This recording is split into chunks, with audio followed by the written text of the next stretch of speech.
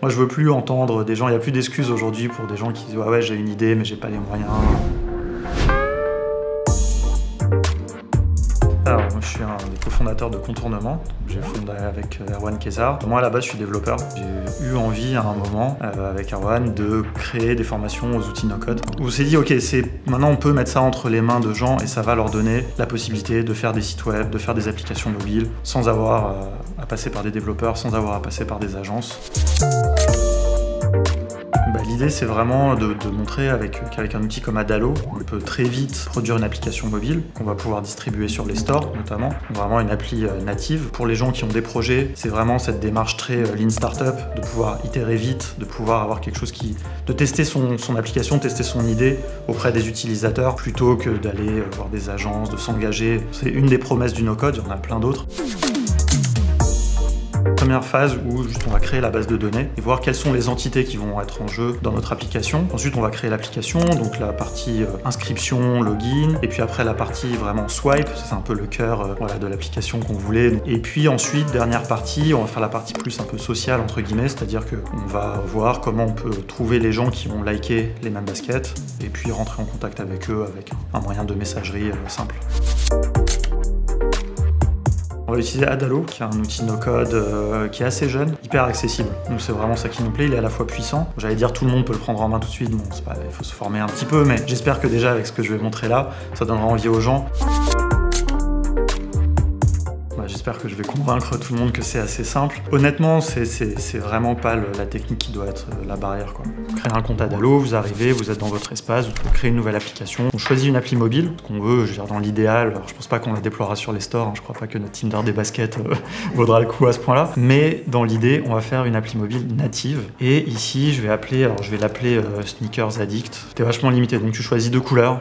Globalement, ça va être les couleurs principales, mais ça permet quand même de faire un branding qui est cool. Sur le dashboard, donc Adalo, c'est un truc très visuel. Les gens qui ont l'habitude d'outils comme Illustrator, comme Figma, on trouve un peu la même chose, c'est-à-dire qu'on a tous les écrans comme ça sur le Canva. Et par défaut, donc ce qui est chouette, c'est que ça nous crée direct tout ce qui est inscription, connexion. Mais ça, c'est pratique parce que c'est des choses qui sont fastidieuses, les développeurs ils le savent, hein, tu passes des heures déjà juste à faire ça. Donc là, nous, on a initié un truc en quelques minutes. Il faut mettre en place la base de données.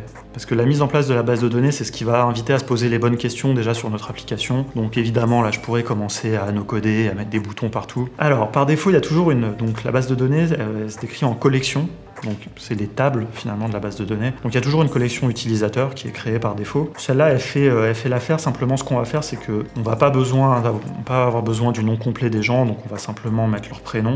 Alors je vais pas traduire tous les champs parce que je le tapais en français. Et puis ce dont on va avoir besoin, c'est une photo. Ça va être plus sympa quand même de voir la photo des gens. Deuxième entité dont je vais avoir besoin, c'est des baskets. Puisqu'on veut swiper à droite à gauche des baskets. Donc une basket, elle a un nom. Alors on pourrait mettre plein de propriétés, bon on va faire simple, hein. Et surtout on va mettre une image. Alors l'image, on va pas la mettre sous la forme d'une image, on va la mettre sous la forme d'un lien vers une image. On a vraiment le minimum. Sauf que là maintenant, ce qui va m'intéresser, c'est au niveau d'un utilisateur de spécifier les baskets qu'il a likées. C'est bien de se former un peu à Adalo, c'est comprendre les bases de données relationnelles. Donc Adalo, c'est hyper pédagogique, ça explique, bon, en anglais certes, mais comment établir la bonne relation. Parce que moi je veux lier des baskets avec des utilisateurs. Ça va être une relation multiple parce qu'un utilisateur va pouvoir liker plusieurs baskets et une basket va pouvoir être likée par plusieurs utilisateurs.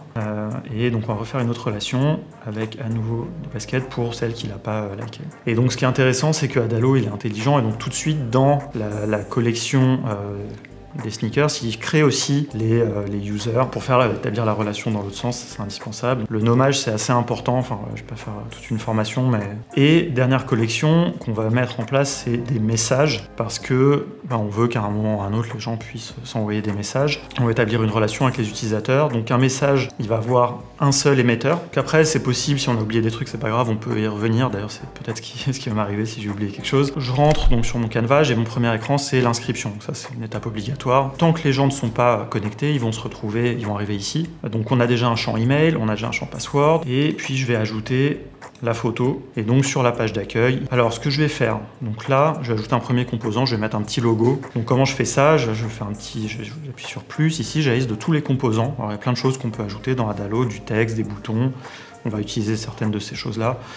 Et puis là, je vais mettre une image, tout simplement, que je vais coller comme ça en haut. Alors première chose que je peux faire, à la limite, c'est que je peux mettre un petit texte dynamique qui salue la personne. Et puis là, je vais inclure le prénom. Donc ici, j'ai un petit texte magique. Je vais chercher, donc dans l'utilisateur connecté, je vais prendre son prénom. Et donc ce bouton, en fait, tout simplement, il va nous amener sur la page où il va y avoir la pile de cartes que je vais swiper à droite et à gauche. Donc maintenant, je vais créer un nouvel écran. Nous, on va utiliser un écran vierge. Et ici, je vais utiliser un composant. Dans Adalo, il y a des composants qui sont déjà prévus, les trucs de base, les boutons, les images, voilà, toutes ces choses-là. Mais il y a aussi une marketplace de composants qui était réalisée par la team d'Adalo. Et puis il y a aussi des composants qui ont été faits par d'autres gens, n'importe qui. Et donc ici, il y a le deck swiper, qui d'ailleurs n'a pas été développé par Adalo, mais par une agence. Et donc, alors je l'ai déjà installé, sinon il faut l'installer. Et ici, je vais l'ajouter.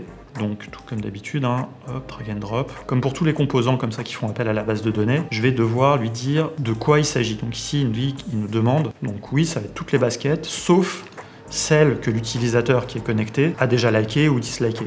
Donc là, je peux mettre en place des filtres. Et là, maintenant, il va être temps de dire qu'est-ce qui se passe quand on swipe à droite ou à gauche. Donc le fameux like, dislike. Puis, je pense qu'il est temps de tester swipe. Donc voilà, donc déjà, il y a bien l'image qui apparaît. Ça, c'est sympa. Ça, on aime. Ça, on aime. Ça, on n'aime pas. Je peux revenir en arrière à la page d'accueil. Je peux fermer. Et alors là, pour vérifier que ça a marché, ce que je vais faire dans un premier temps, c'est que je vais aller voir déjà dans la base de données. Et là, je vois qu'il y a 4 sneakers likés et 2 dislikés, donc ça correspond à ce que j'ai fait dans mon test. Donc maintenant, ce que j'ai fait, c'est que j'ai ajouté un composant liste. Alors j'ai pris une liste simple, et donc là, même principe, sauf que là, c'est pas constitué de toutes les baskets, c'est constitué des baskets qui sont likées par l'utilisateur qui est connecté. Et maintenant, à droite, ce que je vais faire, c'est que je vais mettre un petit bouton qui va nous permettre d'aller vers la page dédiée à cette basket. Et sur cette page, on retrouvera tous les gens qui ont liké cette basket. Ça va nous faire un peu notre matching, entre guillemets. Alors, il y a un autre truc qui est sympa aussi dans Adalo, c'est qu'il met des flèches pour relier les écrans, donc on peut très visuellement vraiment organiser tout son espace de travail. Donc là, on va se déplacer avec une transition push. Alors il y a plein de transitions, on peut faire des effets un peu sympas, là je laisse le truc par défaut, mais on peut faire des trucs assez chouettes. Et donc ici, on va envoyer comme information le détail de la basket courante. Il y a un deuxième truc que je peux faire, que je pourrais pas montrer malheureusement, mais dans Adalo, si on déploie vraiment l'appli sur les stores, on peut envoyer des notifications. Et donc en fait, là, ce que je pourrais faire aussi, c'est que je pourrais trigger une notification et lui dire « T'as reçu un nouveau message ». Bon, j'ai juste testé par curiosité, si ça marche. Donc là, normalement, je dois avoir un message, voilà, qui est le message. Comme on dit dans Lean Startup, vraiment tu peux faire ton MVP. Moi j'ai envie de dire qu'il y a des exemples d'applications faites avec Adalo qui sont sur les stores, qui sont en production. Il y a un truc, là je ne l'ai pas montré, mais il y a toute une partie mise en place de Stripe Connect pour faire une marketplace avec des splits de paiement. Tu vois, donc tu peux faire ça, tu peux faire vraiment des trucs finis, quoi. Il y a même une application, ça c'était au Japon, il y a des gens qui ont fait une application Adalo qui a été rachetée. Le premier conseil, j'ai envie de dire, c'est de se former, de suivre notre formation, mais c'est pas forcément le premier conseil. Le premier conseil, c'est de tester, de se mettre les mains dedans, de se faire plaisir, de regarder des tutos, enfin voilà, après essayer de suivre un peu les bonnes pratiques, essayer de se poser un petit peu, quoi, pas se jeter dans le logiciel. C'est tentant parce que c'est très agréable à utiliser, tu cliques partout. Voilà, tu prends un papier, un crayon, t'essayes de réfléchir un peu, qu'est-ce que tu vas mettre dans ta base de données, parce que sinon ça peut être un peu frustrant parce que tu peux te retrouver dans un truc qui est un peu ni fait ni à faire. Allez-y, tu vois, je sais pas, c'est 2 mots, mais moi je veux plus entendre des gens, il n'y a plus d'excuses aujourd'hui pour des gens qui disent ouais j'ai une idée mais j'ai pas les moyens. Voilà, on peut contourner l'obstacle technique, donc voilà. Genre le mot de l'avant, c'est contournement évidemment.